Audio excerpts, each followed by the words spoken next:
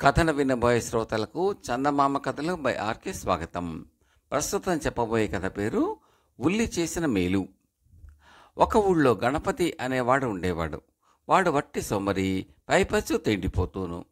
వాడు తరచుగా పక్క ఊర్లో ఉన్న తన చెల్లెలి గారింటికి వెళ్ళి దమ్మిడి పని చేయకుండా వారాలు నెలలు తిష్ట వేసేవాడు.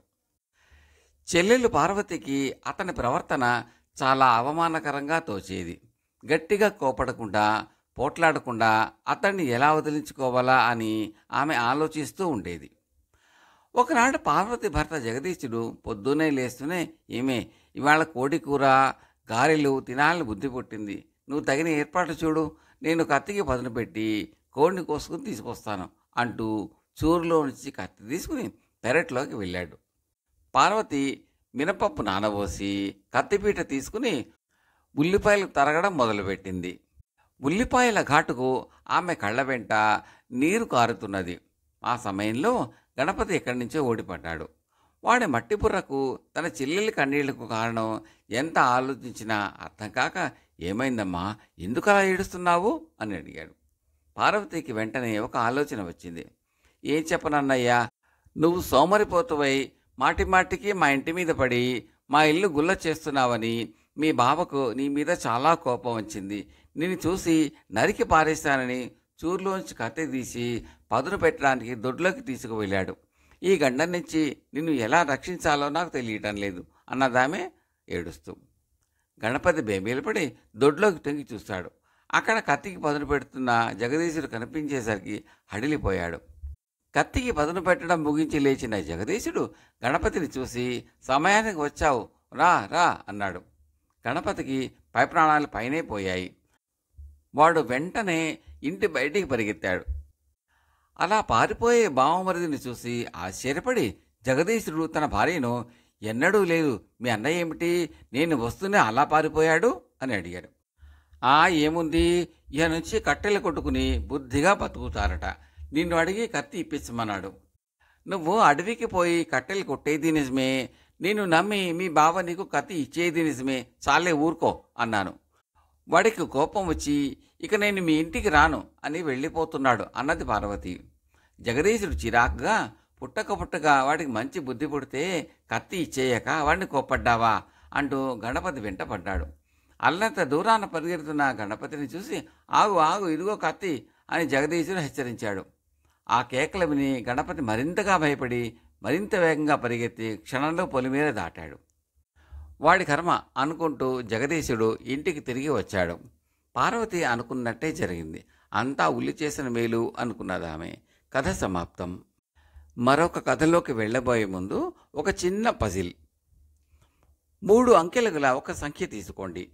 ఆ 3 అంకెల సరసన అవే 3 సంఖ్యలు మరొకసారి వేసి 6 అంకెలు గల సంఖ్య చేయండి. ఇప్పుడు ఆ 6 అంకెల సంఖ్యను మొదట 7 పెట్టి భాగించండి, శేషం మిగలదు.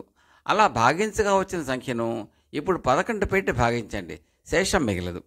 రెండవసారి భాగించగా వచ్చిన సంఖ్యను 13 చేత భాగించండి, శేషం మిగలదు. మూడవసారి భాగించగా వచ్చిన సంఖ్య మొట్టమొదట మీరు తీసుకున్న 3 అంకెల అంకెనే. సమాధానం కావాలా? ఇందులో వింత ఏమీ లేదు. మాట వరుసకు 365 సంఖ్య తీసుకున్నామనుకోండి, దాని పక్కనే మరొక 365 చేరిస్తే అది 3,65,365 అవుతుంది. ఈ సంఖ్యను చేయటం అంటే 365ని 1001తో గుణించడమే కదా. 1001లో 7, 11, 13 సరిగ్గా సరిపోతాయి, ఏమీ శేషం మిగలకుండా. 7 × 11 77, 77 × 13 1001. అర్థమైంది కదా. రెండవ కథ, నిధి రహస్యం. ఒక ఊళ్ళో బంగారయ్య, సింగారయ్య అనే 2 వర్తకులు ఉండేవాళ్ళు. ఆ 2 దుకాణాలు ఎదురెదురుగా ఉండేవి. ఒకరిని మించి మరొకరు ధనవంతులు కావాలని ఇద్దరికీ ఎంతో ఆశగా ఉండేది. ఒకనాడు ఉదయం బంగారయ్య దుకాణం తెరిచి కూర్చుని ఉండగా ఒక బైరాగి ఏకతార మీటుతో ఇలా పాడుతూ దుకాణం ముందు నుంచి వెళ్ళాడు. ఊరి వెలుపల ఉన్న గోరీ లోపల ఉన్నది నిధి, యత్నించి వాడితే వాడికే దక్కుతుంది అది. ఈ పాట వినగానే బంగారయ్యకు 10 ఏళ్ల నాటి మాట ఒకటి గుర్తుకు వచ్చింది. 10 ఏళ్ల క్రితం ఆ ఊళ్ళో సుల్తానుల వంశస్థుడు పీరు సాహిబ్ అనేవాడు ఉండేవాడు. వాడు ఎక్కడి నుంచి వచ్చాడో ఎవరికీ తెలియదు. వాడి చంకన నగిషీలు చిక్కిన ఒక చెక్క పెట్టె ఉండేది. అందులో వాడి పూర్వీకుల నిధి ఉందని ఎవరో అనటం బంగారయ్య విని ఉన్నాడు. వాడు చచ్చాక ఎవరో దయగల వాళ్ళు వాడికి గోరీ కట్టించి వాడి పెట్టెను అందులోనే సమాధి చేశారు. ఇప్పుడు బైరాగి పాట వినగానే బంగారయ్యకు ఆ సంగతి జ్ఞాపకం వచ్చింది.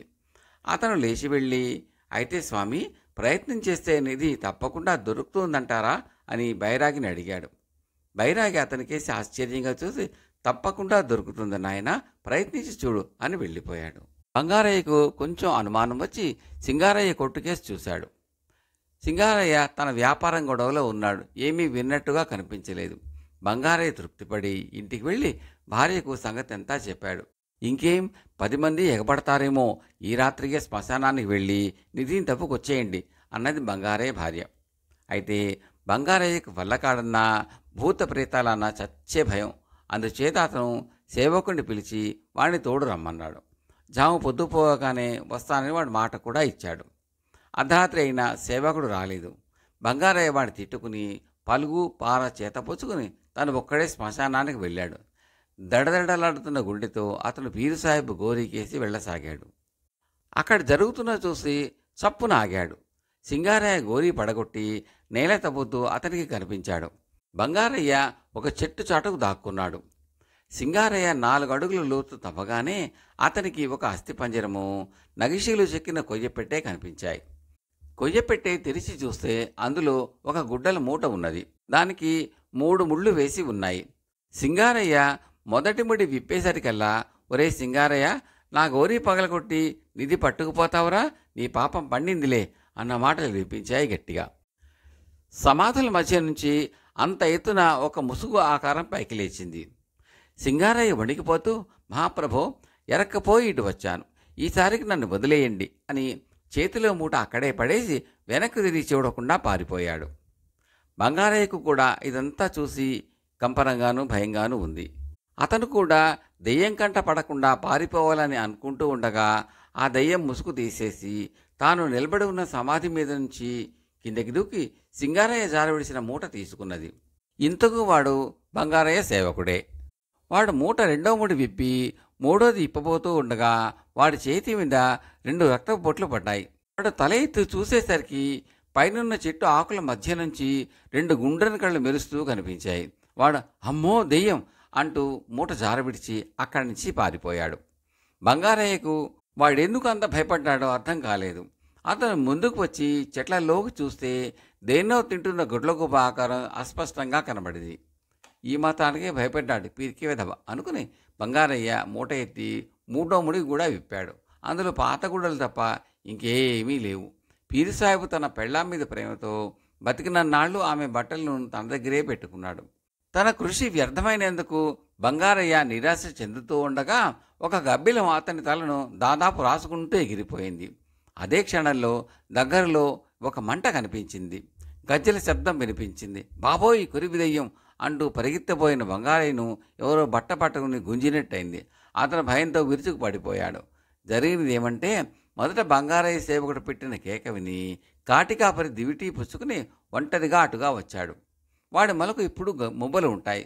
వాడికి ఇంకో అరుపు కూడా వినిపించింది. వాడు పరిగెత్తుకుంటూ వచ్చి స్పృహ లేకుండా పడి ఉన్న బంగారయ్యను చూసి ఊర్లోకి పరిగెత్తిపోయి కబురు అందించాడు. తిరిగి బంగారయ్య మామూలు మనిషి కావడానికి 1 రోజులు పట్టింది. తర్వాత ఒకనాడు అతను దుకాణంలో కూర్చుని ఉండగా అదే బైరాగి అదే పాట పాడుతూ అటుగా వచ్చాడు. బంగారయ్య బైరాగిని పిలిచి, నీ బొంద గోరీ లేదు, నిధి లేదు, అంతా అబద్ధం అన్నాడు. బైరాగి ఆశ్చర్యంగా చూసి, నాయన, ఏది అబద్ధం? కోరికలతో కూడిన ఈ శరీరానికి వెలుపల, మనసుకు లోపల ఆత్మ అనే నిధి ఉన్నది. యత్నించిన వారికి అది తప్పక లభిస్తుంది, తెలిసిందా అని పాడుకుంటూ వెళ్ళిపోయాడు. బంగారయ్య నోరు తెచ్చి వెర్రిచూపులు చూస్తూ ఉండిపోయాడు. కథ సమాప్తం. ఈ కంటెంట్ మీకు నచ్చితే లైక్ చేయండి, బంధుమిత్రులతో షేర్ చేయండి, సబ్స్క్రైబ్ చేసి గంట సింబల్లోకి ఆల్ కూడా నొక్కండి. మీ సూచనలు కామెంట్ల రూపంలో తప్పక తెలపండి. చాలామంది చూస్తున్నారు కానీ లైక్ చేయడము, కామెంట్లు పెట్టడం చేయటం లేదని దయచేసి చేయండి. అది మాకు ఎంతో ఎంకరేజింగ్గా ఉంటుంది. Thank you very much.